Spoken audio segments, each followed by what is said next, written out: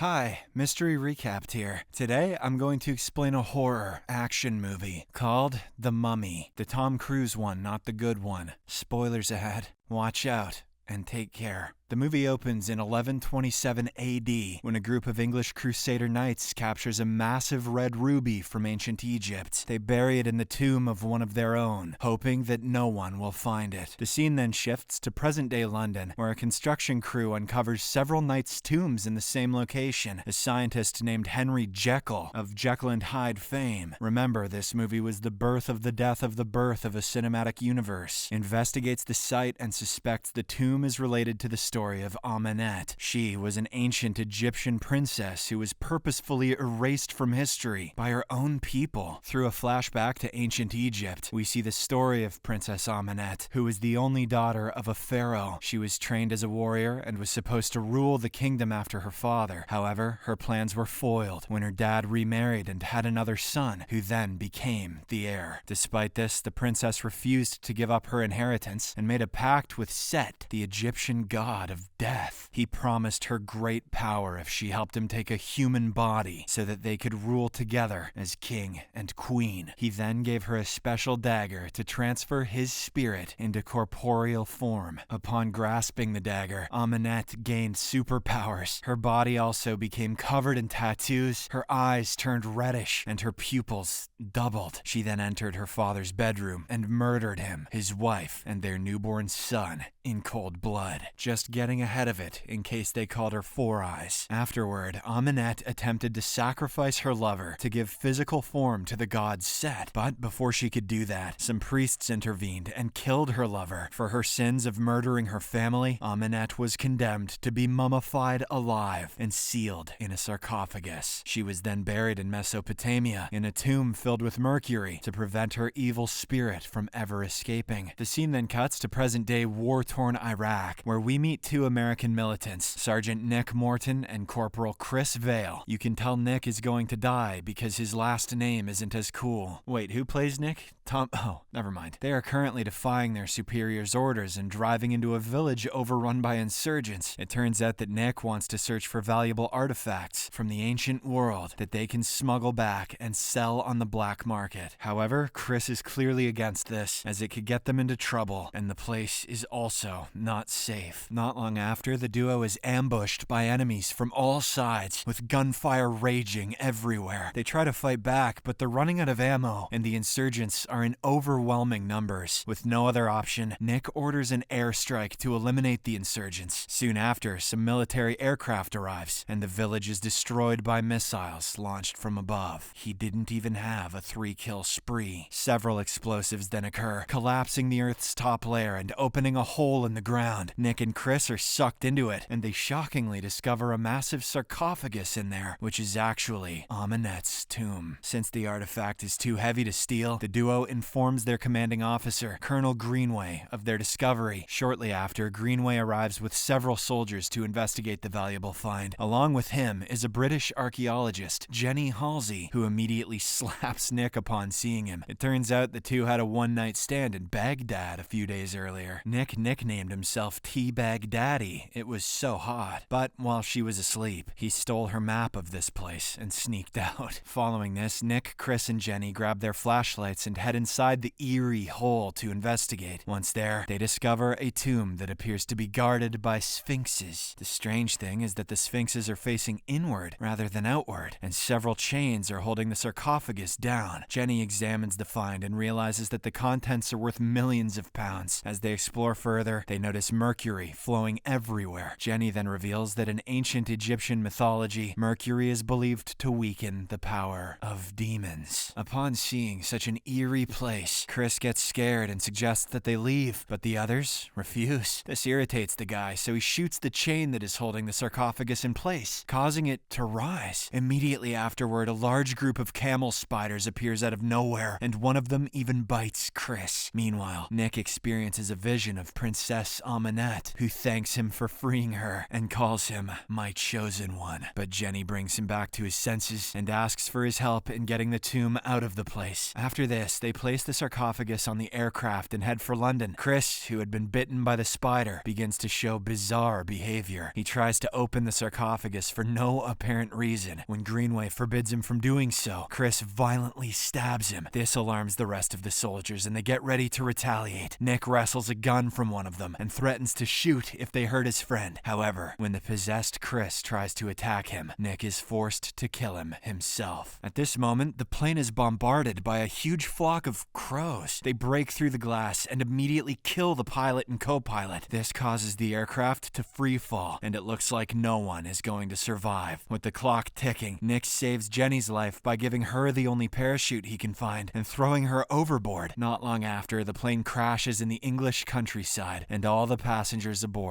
are killed. The next day, we see the dead bodies of the soldiers laid out in a morgue room, but Nick, who had been declared dead, suddenly wakes up and rips up the plastic bag. He looks at himself and is shocked to discover that he has no signs of any scars or injuries. Just then, Chris's ghost appears and informs Nick that he is cursed by Amanette, who seeks to use him as a vessel for Set. Before he can explain any further, Jenny and some doctors enter the morgue. They cannot see Chris's ghost, but they are shocked to find Nick alive and well. Elsewhere at the crash site, 2 officers are inspecting the wreckage. One of them notices that the sarcophagus has been broken open during the crash. He spots Amanette's mummy and calls his partner over to take a look, but suddenly Amanette wakes up and stabs him in the eye with her hand. She then kills him and sucks the energy out of his mouth. Moments later, the second officer arrives and is horrified to find the mutilated corpse of his partner. He tries to run, but Amanette kills him and drains his energy as well. This process regenerates her and gives her more human features. After gaining some energy, she orders the 2 corpses to rise as zombies and become her slaves. In another scene, Nick and Jenny are in the pub, trying to make sense of how he came back to life. Jenny thanks him for saving her and explains that she read the hieroglyphs on the sarcophagus. She then explains the story about the Egyptian princess Amanette and the god of death, Set. Jenny also informs him about an ancient artifact known as the Dagger of Set. Its handle is topped with a ruby, and only the knife and the stone together can give Set the power to gain a physical form. Jenny is certain that this artifact is hidden somewhere in Europe, as it was stolen by English crusaders. Afterward, the duo arrives at the site of the crashed plane, but Nick further leads the bewildered Jenny into an ancient, abandoned building. It turns out to be the resting place of the tombs, where the English crusaders were buried. While exploring the site, Nick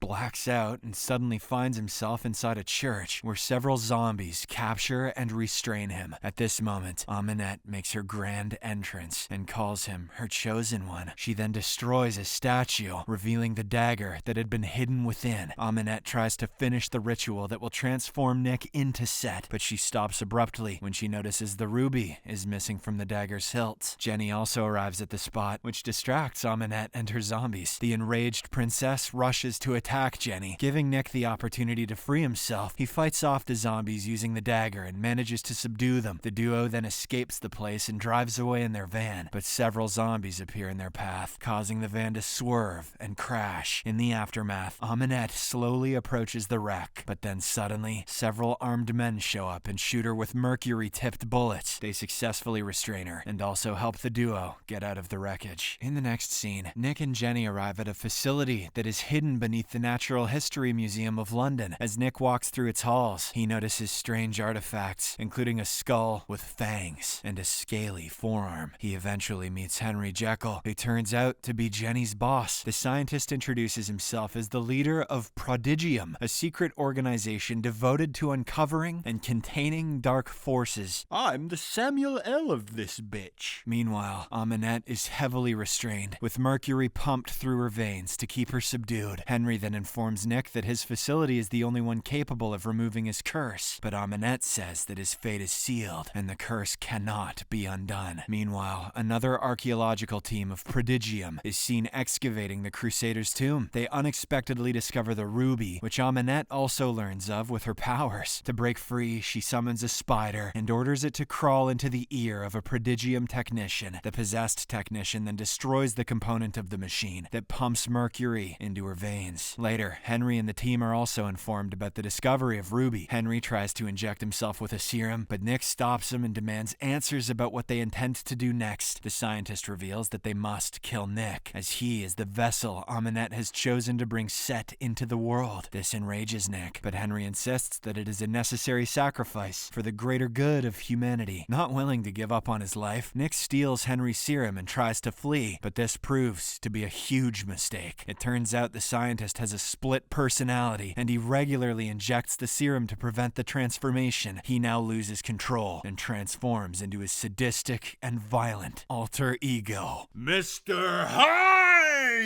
Little Pagemaster reference. Upon seeing this, the guard manages to take Jenny away. Nick, however, remains locked inside with the awakened monster, who begins to brutally beat him. Jenny desperately tries to break through the bulletproof glass to save him, but to no avail. Just when things look bleak for our hero, he manages to grab the syringe and injects it into the enraged scientist. After the situation finally calms down, Nick and Jenny leave the facility to find the ruby and destroy it. On the other hand, Amunet manages to free herself from her chains and kills several soldiers. She sucks the life energy from many Prodigium men before retrieving the dagger of Set. Afterwards, she unleashes her dark powers to shatter all the glass in the Prodigium headquarters. She then arrives at the Crusader's tomb and resurrects the Knight's corpses. Under her command, the zombies swiftly slaughter all of Prodigium's soldiers in the tomb. This allows Amunet to retrieve the missing ruby and place it back on the dagger's pommel. Elsewhere, Nick and Jenny meet Chris's ghost, who guides them towards the